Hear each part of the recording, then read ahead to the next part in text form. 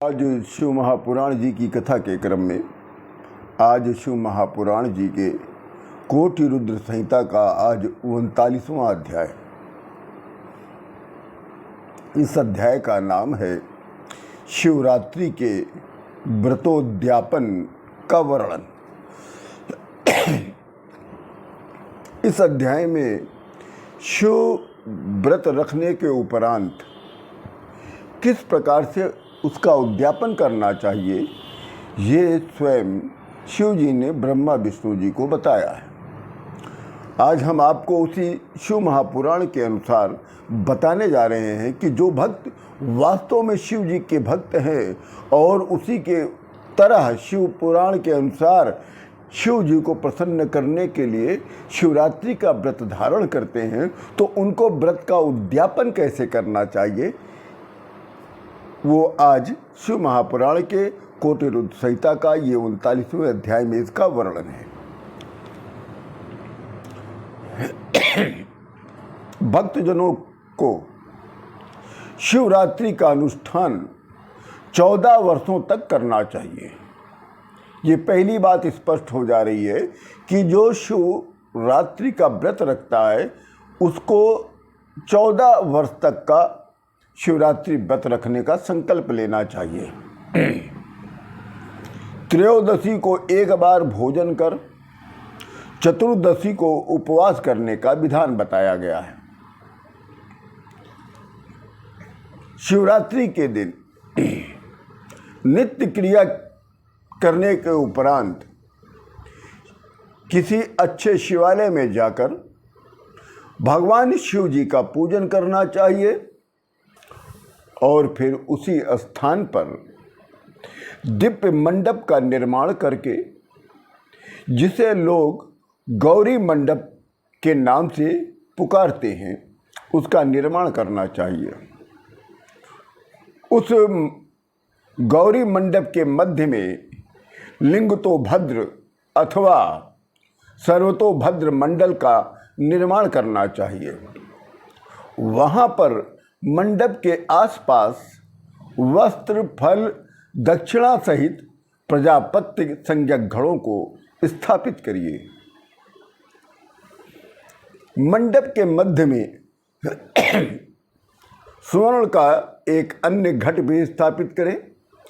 उस पर शक्ति के अनुसार एक पल या आधे पल का स्वर्ण की बनी हुई शिव पार्वती की मूर्ति स्थापित करें। बाईं ओर पार्वती जी की प्रतिमा और दाहिनी ओर शिव जी की प्रतिमा होनी चाहिए। इसी को आपको स्थापित करना है। फिर आपको एक आचार्य का वर्ण करना होगा। फिर उसकी आज्ञानुसार, उस आचार्य की आज्ञानुसार शिवार्चन आप लोग प्रारंभ करें। चारों प्रहर की पूजा करते हुए रात्रि में जागरण करके व्रती पुरुष गाने बजाने नृत्य करते हुए सारी रात्रि शिवरात्रि में बितानी चाहिए। इस प्रकार रात्रि में पूजन करके आप शिव जी को प्रसन्न करिए और पुनः प्रातः काल होने पर आप शिव पूजन और हवन करें। फिर ब्राह्मणों को भोजन कराएं, फिर ब्राह्मणों को दान भी दें। फिर आचार्य को, जिसने आपकी पूजा कराई है, उसे शिव में प्रियताम ऐसा बोलकर एक गौ संकल्प सहित दान करें। फिर संपूर्ण कलश वस्त्र सहित आभूषण सहित वृषभ स्थित शिव पार्थिव मूर्ति को संकल्प के साथ आचार्य को दे देना चाहिए। तत्पश्चात देवाधिदेव को विनम्र होकर दोनों हाथ जोड़कर मस्तक को निवाकर दोनों कंधों को झुकाकर सादर प्रणाम करते हुए अब हम जो आपको 4 स्तुति बताने जा रहे हैं, 5 स्तुति, 5 श्लोक।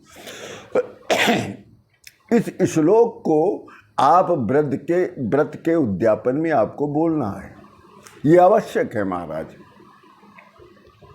देव देव महादेव शरणागत वत्सला व्रतेनानेन देवेश कृपा कुरु ममोपरि मया भक्त्यनु सारेण व्रत में तत् कृतं शिवा न्यूनं संपूर्णतां यातु प्रसादात् शंकर अज्ञानाद्यादि वा ज्ञानाज्जप पूजादिकं मया कृतं तदस्तु कृपया सफलं तौ शंकर एवं पुष्पांजलि दत्वा शिवाय परमात्मने नमस्कार ततः कुर्यात् प्रार्थनां पुनरेव च एवं व्रतं कृतं येन न्यूनं तस्य न विद्यते मनोऽभीष्टां तथा सिद्धि लभते नात्र संशयः। ये 5 श्लोक को आपको व्रत उद्यापन में पढ़ना है। जब आप शिवरात्रि की पूरी रात चारों प्रहर पूजा कर ले विधान के अनुसार, फिर दूसरे दिन जैसा बताया वैसा कर ले, उसके बाद शंकर भगवान माता पार्वती के समक्ष हाथ जोड़कर ये 5 श्लोक पढ़ेंगे।